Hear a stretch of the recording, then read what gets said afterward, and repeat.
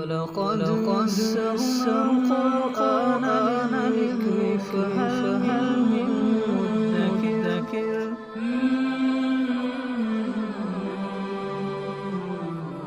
وَهُوَ اللَّهُ فِي السَّمَاوَاتِ وَفِي الْأَرْضِ يَعْلَمُ سِرَّكُمْ وَجَهْرَكُمْ وَيَعْلَمُ مَا تَكْسِبُونَ وَمَا تَأْتِيهِم مِّنْ آيَةٍ مِّنْ آيَاتِ رَبِّهِمْ إِلَّا كَانُوا عَنْهَا مُعْرِضِينَ فَقَدْ كَذَّبُوا بِالْحَقِّ لَمَّا جَاءَهُمْ فَسَوْفَ يَأْتِيهِمْ أَنبَاءُ مَا كَانُوا بِهِ يَسْتَهْزِئُونَ وَهُوَ اللَّهُ فِي السَّمَاوَاتِ وَفِي الْأَرْضِ، وہی اللہ ہے آسمانوں اور زمین میں۔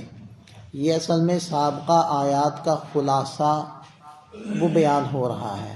یعلم سرکم و جہرکم، اور وہ تمہارے چھپے بھیدوں کو بھی جانتا ہے اور تمہارے ظاہر حالات کو بھی جانتا ہے۔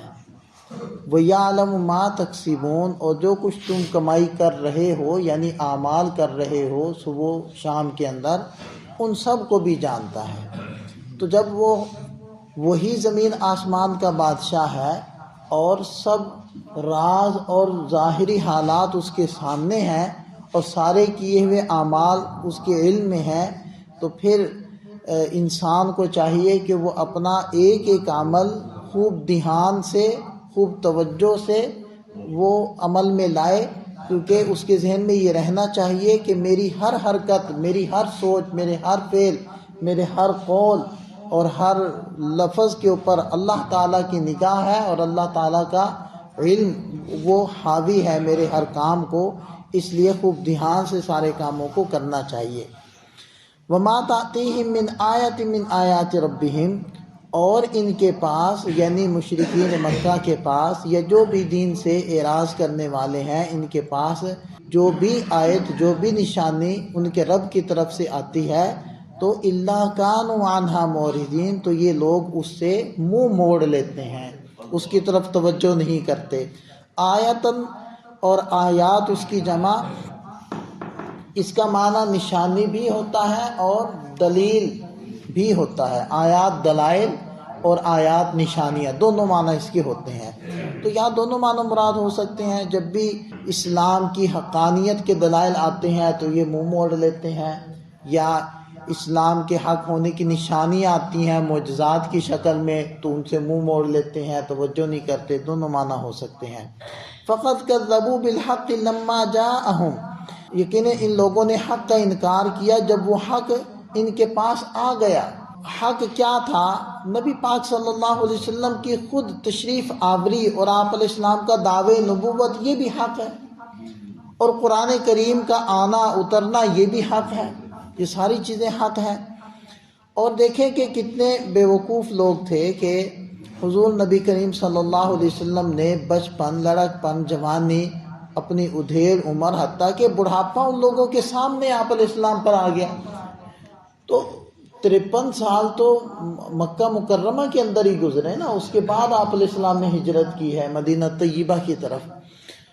اچھا، پھر یہ بھی انہیں پتہ تھا کہ انہوں نے کسی کے پاس جا کر، کسی اسکول کے اندر، کسی کالج میں، یا کسی اسکول کالج تو تھے ہی نہیں، کسی پڑھنے پڑھانے والے کے سامنے جا کر زانوئے تلمذ طے نہیں کیے، کسی سے آپ علیہ السلام نے کچھ بھی نہیں سیکھا، حتیٰ کہ آپ علیہ السلام اپنا نام بھی لکھنا نہیں جانتے تھے۔ اب یہاں ہم لوگ رہتے ہیں، کون کس سے ناواقف ہے؟ سارے گلی والے ایک دوسرے کو جانتے ہیں، محلے والے ایک دوسرے کو جانتے ہیں کہ یہ کیا کرتے ہیں، کب آتے ہیں، کب جاتے ہیں، سب کو پتہ ہے۔ اور پھر وہ گلی محلے ہوں جہاں بچپن سے رہنا چل رہا ہو، تو وہ تو اب جب ہم جاتے ہیں اپنے گاؤں میں، یا وہ گاؤں والے کوئی یہاں آئے ہوتے ہیں، یہ اکٹھے ہوتے ہیں، تو وہ سب مطلب ہمارے بچپن کو جانتے ہیں۔ جب اکٹھے رہتے ہوتے ہیں سب ایک دوسرے کو اچھے سے جانتے ہوتے ہیں، تو ان سے نبی پاک صلی اللہ علیہ وسلم کی زندگی کا کوئی گوشہ اوجل نہیں تھا جس کے بارے میں وہ کہہ سکیں کہ جی چھپ کر انہوں نے اس موقع پر کر لیا ہوگا، اتنا عرصہ غائب رہے تھے، ایسا کچھ بھی نہیں تھا۔ پھر 40 سال کی عمر میں جا کر اچانک نبی پاک صلی اللہ علیہ وسلم کے زبان مبارک سے ایسا کلام جاری ہو گیا جو علوم و معارف کا خزانہ تھا، یعنی قرآن، اور خود نبی پاک علیہ السلام کے فرامین، اور پھر اس قرآن کو سامنے رکھ کر آپ علیہ السلام نے باقاعدہ چیلنج کر دیا۔ قرآن کریم نے 3 مرتبہ وہ چیلنج آیا ہے کہ اگر تم یہ کہتے ہو کہ یہ قرآن خود حضرت محمد صلی اللہ علیہ وسلم کا بنایا ہوا ہے، اللہ کا کلام نہیں ہے، تو پھر تو تم بھی بنا سکتے ہو نا، تو تم بھی بناؤ، اور صرف اکیلے نہیں، سارے فصحا بلغا مل جاؤ، کوشش کرو۔ اور یہ بات نہیں ہے کہ انہوں نے کوشش نہیں کی، انہوں نے بڑی کوشش کی، لیکن نہیں، جو قرآن کی ایک ایک آیت کے اندر اللہ تعالیٰ نے فصاحت و بلاغت کا سمندر بہایا نا، وہ نہیں کر سکتے تھے، انسانی طاقت سے باہر ہے۔ وہ تفصیلات میں جائیں گے تو پھر تو لمبی باتیں ہو جائیں گی۔ ویسے بھی اکثر اصطلاحی چیزیں ہیں، عربی کی چیزیں ہیں، آپ لوگ نہیں سمجھ پائیں گے کہ وہ کیسے ہوتا ہے۔ اب آپ یہی دیکھ لیں، ایک سادی سی بات ہے کہ علامہ اقبال صاحب کا جو کلام ہے وہ سب سے ممتاز ہے، مطلب شعر سنتے ہی اگر آپ کو نہ بھی پتہ ہو نا، لیکن تھوڑا سا اندازہ ہے ان کے کلام سے، تو آپ سنتے ہی کہہ دو گے کہ یہ ان کا کلام ہے۔ اور آپ دیکھ لیں کہ کتنے کتنے شاعر موجود ہیں اور گزر چکے ہیں، لیکن ان کے پائیکا اب تک نہیں آئے۔ تو مطلب یہ تو ایک معمولی سی ایک چیز ہے جو انہوں نے خود سے بنائی تھی، ان کے پائے کا کوئی نہیں ہے، تو جو اللہ کا بھیجا ہوا کلام ہے اس کے برابر کس کی بات ہو سکتی۔ تو بہرحال پھر جب آپ علیہ السلام یہ سب کچھ ہو گیا، اور قرآن خود ایک مستقل دلیل اور مستقل معجزہ ہے، بلکہ اگر یوں کہیں نا کہ نبی پاک صلی اللہ علیہ وسلم کے معجزات میں سے اگر کسی کے اوپر پورے طریقے سے معجزے کی ڈیفینیشن صادق آتی ہے تو وہ قرآن ہے، کیونکہ معجزہ کا معنی ہوتا ہے عاجز کر دینے والا۔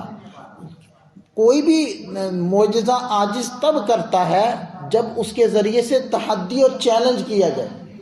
تو آپ علیہ السلام کے ہاتھ پر تو سینکڑوں ہزاروں معجزات ظاہر ہوئے ہیں، لیکن کسی کو سامنے رکھ کر آپ علیہ السلام نے تحدی اور چیلنج نہیں کیا کہ میں نے چاند کو 2 ٹکڑے کیا، تم بھی کر کے دکھاؤ، میرے ہاتھ میں مٹھی میں پتھر بولنے ہیں، تم بھی بلوا کر دکھاؤ۔ نہیں ہے، چیلنج نہیں ہے، لیکن قرآن کے ذریعے سے چیلنج۔ اور یہ آپ علیہ السلام کا وہ معجزہ ہے کہ جو صرف ان لوگوں نے نہیں دیکھا، جو ہم نے بھی دیکھا۔ جو سب سے بڑا معجزہ ہے وہ ہمارے پاس ہے اور قیامت تک رہے گی، جب تک اللہ چاہیں گے یہ رہے گا۔ تو وہ سب کچھ ہونے کے باوجود پھر بھی وہ انکار کر بیٹھے۔ اب ان کی عقل پر ماتم ہی کیا جا سکتا ہے کہ اتنے سمجھدار لوگ جو اس کے معجزے ہونے کو جس طریقے سے وہ سمجھتے تھے ہم نہیں سمجھ سکتے، کیونکہ ان لوگوں کی فیلڈ تھی، وہ لوگ اسی چیز میں تو ماہر تھے۔ لیکن فقد کذبوا بالحق لما جاءہم، جب وہ حق ان کے پاس آیا تو بس جھٹلا دیا ان لوگوں نے۔ فسوف یأتیہم انباء ما کانوا بہ یستہزئون، قرآن پھر ان کو یہ بھی کہتا تھا کہ اگر تم لوگ باز نہیں آؤ گے تو تم عذاب میں مبتلا ہوو گے، دنیا کے اندر بھی عذاب ہوگا اور آخرت میں بھی عذاب میں پکڑے جاؤ گے۔ تو اس پر وہ مذاق اڑاتے کہ دیکھو کمزور تو تم لوگ ہو، ہم تو تگڑے ہیں، ٹھیک ہے۔ یہاں کے مکہ کے اندر جو واہ واہ ہے، پئی پئی ہے، یا جس کی چلتی ہے وہ تو ہم ہیں، آپ لوگوں کے تو چلتی نہیں ہے، پھر کیسے ہم لوگ ذلیل ہوں گے؟ ظاہر بات ہے ایک وقت لگتا ہے، ایک پروسیجر ہوتا ہے۔ اللہ تعالیٰ نے دنیا کے اندر نا ایک سسٹم بنایا ہوا ہے، وہ سب کچھ اس سسٹم کے تحت ہوتا ہے۔ تو وہ سسٹم تو فوری طور پر چالو ہو جاتا ہے، وقتی طور پر ہمیں کچھ تبدیلی نظر نہیں آتی تو ہم سمجھتے ہیں کچھ بھی نہیں ہوا۔ کچھ کیسے نہیں ہوا، بہت کچھ ہو گیا ہے، لیکن وہ ہمیں نظر نہیں آ رہا، وہ اپنے وقت پر ہوگا۔ جیسے بیماری نا آہستہ آہستہ پیدا ہوتی ہے، آہستہ آہستہ۔ گندم ہے، آپ اگر جتنی مرضی دعائیں مانگ کر دانہ ڈالو، اس نے اپنی ترتیب سے ہی اگنا ہے۔ آپ کے نفل پڑھنے سے وہ جلدی نہیں اگے گا، وہ اپنی ترتیب سے اگے گا، کیونکہ اللہ تعالیٰ نے ایک سسٹم بنا دیا، سب اس سسٹم میں سے گزرے ہیں۔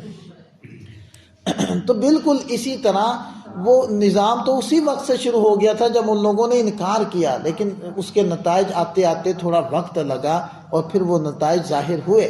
تو ان لوگوں نے مذاق اڑایا ان باتوں کا، تو اللہ تعالیٰ ارشاد فرمانے فسوف یأتیہم انباء ما کانوا بہ یستہزئون، ان قریب وہ خبریں ان کے پاس آنے لگ جائیں گی جن کا یہ لوگ مذاق اڑا رہے تھے، جن کا مذاق اڑاتے تھے، ان قریب وہ سارے حالات ان کے سامنے آ جائیں گے، اور پھر وہ حالات ان کے سامنے آ گئے۔ اللہ تعالیٰ ہمیں سمجھ عطا فرمائے، قرآن و حدیث کی سمجھ، ان کا یقین ہمیں نصیب فرمائے، اس کو سمجھ کر اپنی زندگی کا ہمیں اس کو مقتدا پیشوا بنانے کی توفیق عطا فرمائے۔